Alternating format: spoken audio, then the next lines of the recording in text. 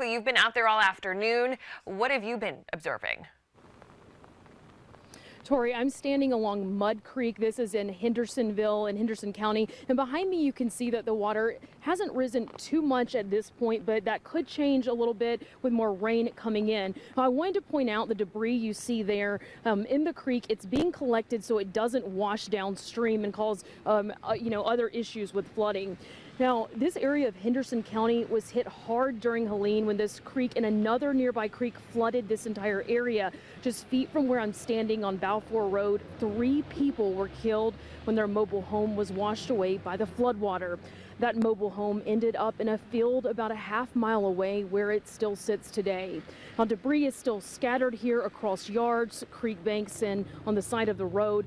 And this is an area that officials in Henderson County are keeping an eye on during significant rain events like this one. Henderson County and Buncombe County are monitoring how the fragile infrastructure in some areas will handle the rain, especially roads that were recently rebuilt.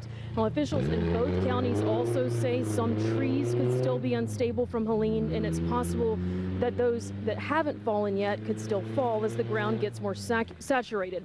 Another big concern is the landscape and riverbanks have changed significantly following the hurricane, and this could cause flooding in new or different areas than we've seen in the past. Our entire county changed as far as that went, to be honest with you. Because again, we saw creeks that became rivers and rivers that became, real, 2 and 3 times the size they normally are.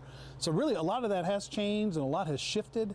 And I think that's really the one thing we're always looking out for, because we had a good number of landslides in the county, and then anytime we have rain, you of course worry about that because we're still trying to rebuild some areas. So again, that's why if you live in those areas, if you were affected by the previous storm, or have been affected in the past, just be aware of what's going on. Swift water rescue teams are on standby here in Buncombe County as minor flooding could develop into this evening on the French Broad and Pigeon Rivers. Those are ones that they're especially monitoring at this point. Emergency management is also monitoring low-lying and poor drainage areas. And of course, we're anticipating the rain to pick up a little bit more this afternoon and into tonight through midnight tonight. And that potential for flooding can't be ruled out tonight and into Thursday morning. So officials are really keeping an eye on the conditions right now through tomorrow morning.